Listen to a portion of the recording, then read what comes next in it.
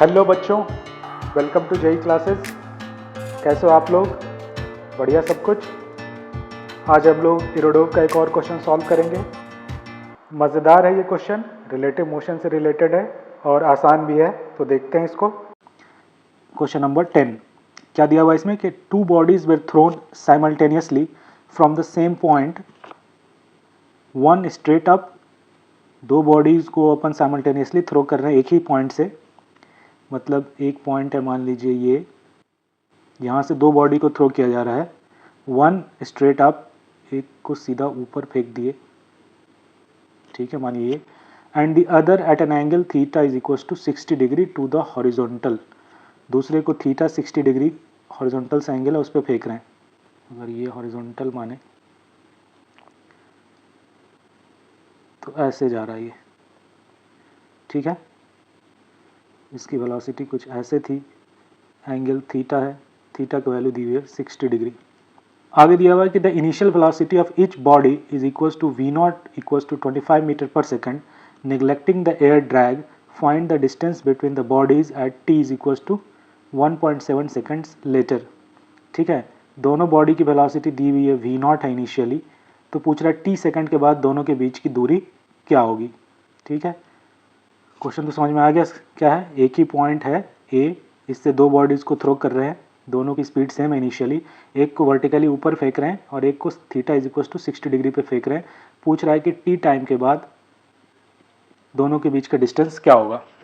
तो इसको दो तरीके से बना सकते हो बच्चों। एक सिंपल मैथ से बना सकते हो, ठीक है, पहले ऐसे ही बना लेते हैं। उसमें आप क्या करोगे कि एक्स और वाई एक्सिस मान लोगे, मान लीजिए यही अपना एक्सिस था, मैंने एक्सिस बना दिया, ये वाई एक्सिस हो गया, ये एक्स एक्सिस हो गया।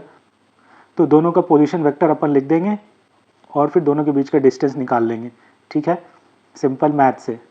दूसरा अपन कॉन्सेप्ट यूज़ करेंगे रिलेटिव मोशन का। हम लोग मान लीजिए ये ऑब्जेक्ट 1 था और ये ऑब्जेक्ट 2 था, तो इसके रिस्पेक्ट में इसकी वेलोसिटी देखेंगे कि क्या आ रही है, और टी टाइम के बाद फिर वो रिलेटिव वेलोसिटी से कितना दूर ट्रैवल करेगा दूसरी बॉडी, कोई भी एक के रिस्पेक्ट में दूसरे को देख लेंगे तो डिस्टेंस आ जाएगा। तो ये दो तरीके हो सकते हैं सॉल्व करने के, एक मैथ से प्योर मैथमेटिक्स, दूसरा रिलेटिव मोशन। ये हो गया विजुअलाइजेशन वाला पार्ट कि आप विजुअलाइज करके क्वेश्चन सॉल्व करोगे, ठीक है, और दूसरा मैथ्स है। जब तक आप क्लास 11-12 में हो ये वाला चीज़ बहुत काम करेगा विजुअलाइजेशन, क्योंकि जो भी आपका सिलेबस है बहुत प्रैक्टिकल है, प्रैक्टिकल लाइफ से रिलेटेड है, आपका विजुअलाइजेशन अच्छा होता है। लेकिन जैसे जैसे आप हायर पढ़ोगे, कॉलेज में जाओगे, आप क्वांटम थ्योरी पढ़ोगे, आप जनरल थ्योरी ऑफ रिलेटिविटी पढ़ोगे, तो वहाँ चीज़ें जो है एब्स्ट्रैक्ट होती जाती है, आप उसको विजुअलाइज नहीं कर पाते हो, तो वहाँ आप मैथ्स का सहारा लेते हो, मैथ्स की मदद से आंसर निकालते हो, और फिर आंसर निकालने के बाद उसे क्या करोगे, आप इंटरप्रेट करते हो कि भाई ये जो आंसर आया है ये क्या कहना चाह रहा है, ठीक है, लाइक दैट। तो चीज़ें बदलेगी वहाँ जाके। तो चलिए इसको दोनों तरीके से बनाते हैं, क्योंकि यहाँ पे मैथ्स भी आसान होगा और ये भी आसान होगा। तो पहले मैथ्स से बनाते हैं। तो मान लीजिए बॉडी 1 है, तो इसकी पोजीशन वेक्टर क्या होगी, R1 मैं बोल देता हूँ इसकी position vector at time t, ठीक है। तो ये तो देखिए सीधा ऊपर जाएगा और नीचे गिर जाएगा, है ना। x एक्सिस के लॉन्ग इसका कोई मोशन नहीं होगा, और y के लॉन्ग इसका मोशन कैसे होगा, ut minus half g t square, यही होगा। तो ये होगा v naught t, v naught speed minus half into g t square, और ये किधर होगा, जे कैप, समझ में आ रहा है। एक्सेलरेशन वी नॉट के उल्टे में लग रहा है इसलिए minus half g t square, ये होगा इसका position vector at some time t, ठीक है। और टी कितना हो सकता है मैक्सिमम इसमें, जो इसकी टाइम ऑफ फ्लाइट होगी 2 वी नॉट बाई जी। तो यहाँ पे आप चाहो तो लिख सकते हो, नहीं भी लिख सकते हो, t should be less than या equals to 2 v not by g, greater than 0 या इक्वल्स टू 0। ये जो पोजीशन वेक्टर है इतने टाइम के लिए है, उसके बाद फिर ये यहाँ पे आके टकरा जाएगा, उसका पोजीशन वेक्टर ओरिजिन हो जाएगा, समझ में आ रहा है। तो ये हो गया इसका पोजीशन वेक्टर। उसी तरह आप दूसरे ऑब्जेक्ट का भी निकाल लीजिए, R2 का। तो ये देखिए इसका हॉरिजॉन्टल में भी अब मोशन है और वर्टिकल में भी है, बेसिकली ये प्रोजेक्टाइल मोशन में है।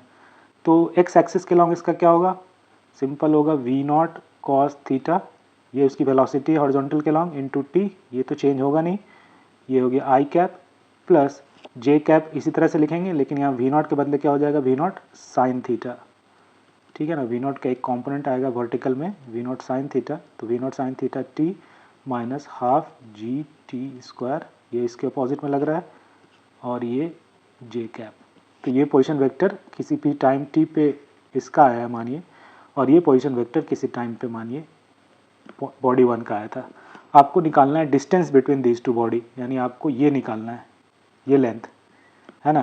तो ये लेंथ क्या होगा, ये r1 वेक्टर था, ये r2 वेक्टर था, ये लेंथ क्या है r2 माइनस r1 वेक्टर या r1 माइनस r2 वेक्टर जो भी निकाल लीजिए, और उसका मॉड है ना, यानी इसमें से इसको घटाएंगे और अपन उसका मॉड ले लेंगे।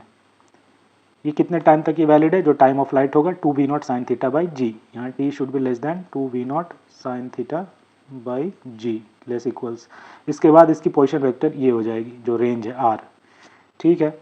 तो जो t दिया हुआ होगा ये 1.7 सेकंड, ये लेस दैन जो छोटा वाला है उससे लेस होगा, यानी 2v0 sin थीटा बाई जी से स्मॉल होगा। अगर इससे बड़ा हो गया तो इस दोनों के बीच का डिस्टेंस तो ये हो जाएगा r जो रेंज है, ठीक है ना। तो चाहे तो अपन चेक भी कर सकते हैं, चाहे तो नहीं भी कर सकते हैं, ठीक है। पहले अपन t less than 2v0 sin theta के लिए इस दोनों के बीच का गैप निकालते हैं।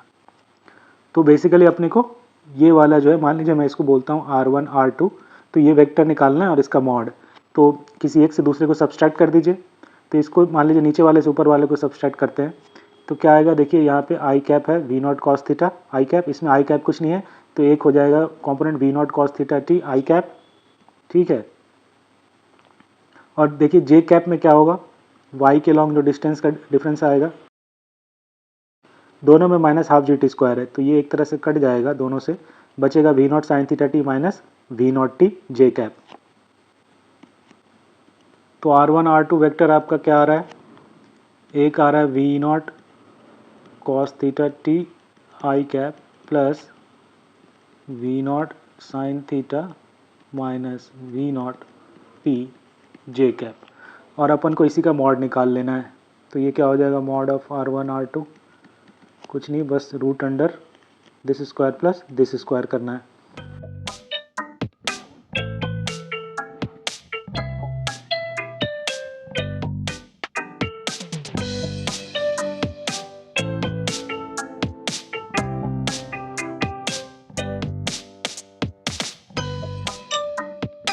कुछ नहीं, बस अपन ने दोनों को स्क्वायर करके जोड़ दिया है।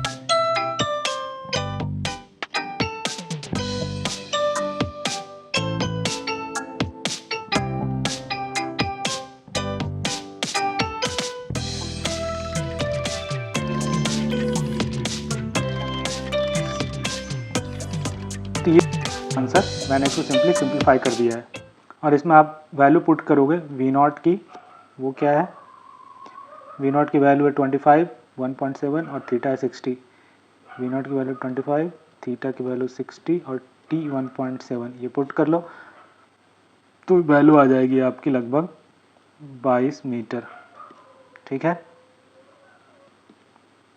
तो ये तो बनाने का एक तरीका हुआ यूजिंग क्या चीज़, मैथ्स। अब रिलेटिव मोशन से कैसे बनेगा एक बार फटाफट देख लेते हैं, ठीक है। रिलेटिव मोशन से देखिए कुछ नहीं करना है, आपका एक ऑब्जेक्ट सीधा जा रहा है और दूसरा 60 डिग्री एंगल पे फेंका गया है, ठीक है, यही है 60 डिग्री को अभी मैं थीटा ही बोल देता हूँ, और एक ऑब्जेक्ट वर्टिकल फेंका गया है, ये अपना ग्राउंड है, ठीक है, और वेलोसिटी v0 दी हुई है।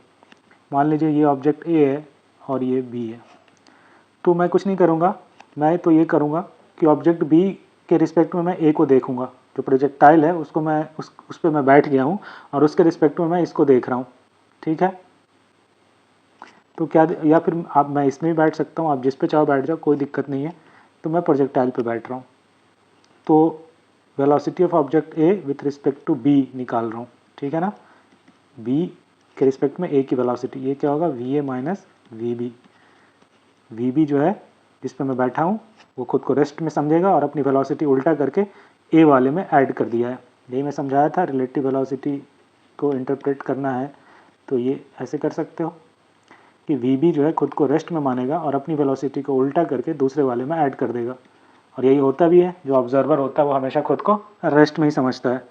तो इसकी वेलोसिटी अपने को कुछ नहीं, उल्टा कर देना है, यानी इधर कर देना है, डायरेक्शन पलट दिया मैंने, v0 का v0 इधर हो गया, यानी ये थीटा था तो ये थीटा हो गया, और इस दोनों का रिजल्टेंट निकाल लेना है, ये VAB होगा। ठीक है। उसी तरह अपने को एक्सेलरेशन का भी रिजल्टेंट निकालना होगा। तो acceleration of object A with respect to B, ये क्या होगा, स्मॉल ए लिखता हूँ, object A with respect to B, ये होगा acceleration of A minus acceleration of B, यानी बी वाला ऑब्जेक्ट अपना एक्सेलरेशन उल्टा करके ए वाले के एक्सेलरेशन में ऐड कर देगा। तो देखिए दोनों की एक्सेलरेशन नीचे में जी ही है, gravity, acceleration due to gravity. ये ए की एक्सेलरेशन जी थी, बी की भी एक्सेलरेशन जी थी, तो इसको एक्सेलरेशन ज़ीरो करके अगर आप रिवर्स करके ऐड करोगे जी, तो ये क्या हो जाएगा, कट के ज़ीरो हो जाएगा। तो ये रिलेटिव एक्सेलरेशन बच्चों ज़ीरो आएगा यहाँ पे, ये फ़ायदा है। तो यानी बी के रिस्पेक्ट में अपने को ऑब्जेक्ट ए जो है वो कांस्टेंट वेलोसिटी से जाता दिखेगा, किधर भी जाएगा कांस्टेंट वेलोसिटी से जाएगा। और वो किधर जाएगा, वो इस दोनों का रिजल्टेंट जो आएगा, ये दोनों जो वेक्टर है इसका रिजल्टेंट जो आएगा ऑब्जेक्ट बी को, ये उधर जाता दिखेगा। तो देखिए दोनों का मैग्नीट्यूड सेम है, तो ये इसके एंगल बाइसेक्टर पे होगा, यानी 90 प्लस थीटा के एंगल बाइसेक्टर कहीं यहाँ आएगा, इस पे इसकी क्या होगी, इस डायरेक्शन में उसका रिजल्टेंट आएगा। और रिजल्टेंट क्या होगा, twice of V naught cos of half of this angle. इस दोनों के बीच का एंगल क्या है, 90 है और प्लस थीटा है, यानी 90 प्लस थीटा का आधा, ये होगा। यानी ये क्या आएगा, twice of V naught cos of, क्या हो गया ये, 45 डिग्री प्लस थीटा बाई 2। ठीक है, ये होगा रिजल्टेंट। इस वेलोसिटी से ये इस ऑब्जेक्ट बी को ए इधर जाता दिखेगा, और टी टाइम में फिर ये कितना दूर मूव कर जाएगा, दिस इनटू टी, तो इतना डिस्टेंस वो मूव कर जाएगा। ये होगा आंसर बच्चों। ठीक है, तो इसको मिटा के आंसर यहाँ पे अच्छे से लिख देता हूँ।